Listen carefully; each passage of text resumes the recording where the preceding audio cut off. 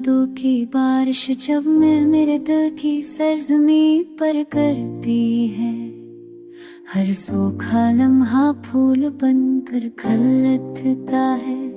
खामोश दाव में तेरा नाम मेरी रूह में गूंजता है। ये दर्द भी कैसा है जो खुशबू बनकर मुस्कुराता है।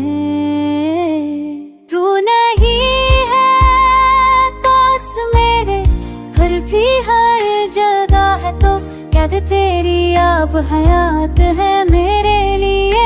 दर्द को फूलों में बदल दे ये मोहब्बत का कश्मा है। तेरी याद में जीती हूँ हर बार हर बार।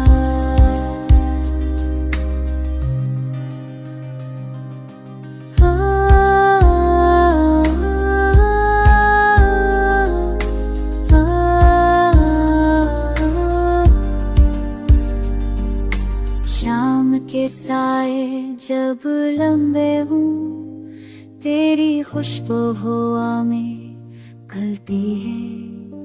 कैसे बताऊँ मैं ये जुदाई भी गुर्बत बन जाती है।